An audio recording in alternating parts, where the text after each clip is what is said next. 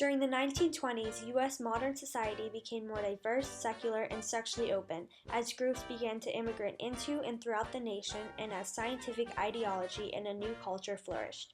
As a result of this modernization, movements such as the Ku Klux Klan and religious fundamentalists emerged in opposition to the increasing diversity of people and ideas throughout the United States. Cultural conflicts intensified during the decade as these groups became more prominent and vocal. In the 1920s, fundamentalism developed among conservative evangelical Protestants, mostly in the Midwest, South, and West, in rural towns, areas, and small cities.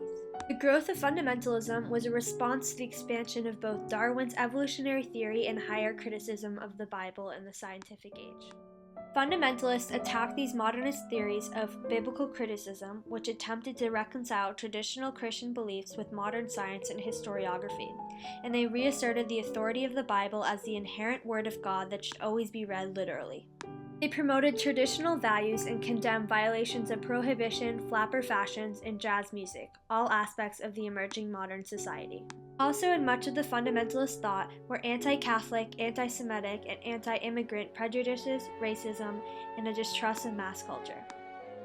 According to an article in the Chicago Tribune by Reverend Frederick C. Grant in 1928, it was the fear of new ideas and intellectually lazy conservatism, or even a covert skepticism, that terrorized religious minds when confronted with the scientific account of the world. The Scopes Trial, or the Monkey Trial of 1925, illustrated this cultural clash between fundamentalism and secular modernism, or in simpler terms, science and religion. Fundamentalists largely opposed the teaching of the theory of evolution, especially in public schools, and throughout the 1920s, 36 laws in 26 states, including Tennessee, forbade its teaching. In July of 1925, in Dayton, Tennessee, high school science teacher John T. Scopes was charged with violating state law by teaching the theory of evolution.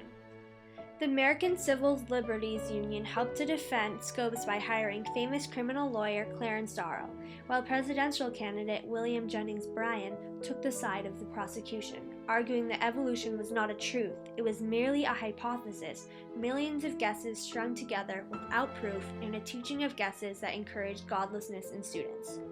Despite Scopes' eventual conviction and Darrow's loss of the case, the trial generated a large amount of media and had a broad cultural significance at the time, consisting of debate over evolution versus creationalism, a cultural conflict in American society. The Ku Klux Klan also emerged in the 1920s as an extreme example of Americans' rejection of pluralism and diversity in the modernizing country. Although there was a post-Civil War KKK, it was almost entirely a separate organization from the one that formed in the 1920s, as its platform expanded beyond just being anti-Black. The rebirth of the notorious Klan highlighted the growing racism, anti-Catholicism, anti-Semitism, and anti-immigration witnessed in American society.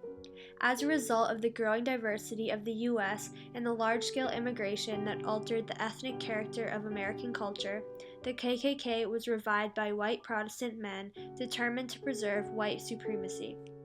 Throughout the country, especially in the Midwest, South, and West, the group dressed head to toe in hooded white costumes, an image that sowed terror among the groups that did not conform to their vision of American society. According to the Imperial Wizard of the Klan, Hiram Wesley Evans, America belongs to Americans and should be kept American, and any mixture between the races of great divergence is evil. The American stock has proved its value and should not be Mongolized. A burning cross became the symbol of the new organization, used in the Klan's activities throughout the country. The Klan was often very violent. They burned its letters into human skin with acid and killed, whipped, feathered, and tarred people that did not fit their description of a true American. In 1924, the KKK peaked with about 4.5 million members, and politicians at all levels of government actively sought the Klan's endorsement. A broad swath of Americans shared many of the Klan's anti-modern ideological positions, including those resentful of immigrants' influence on national culture and corporations' exploitation. In response to the modernizing nation, both the KKK and religious fundamentalists emerged as movements that clashed with an increasingly diverse and secular country, illustrating the cultural tensions that continued to have a presence in American culture throughout the 20th century.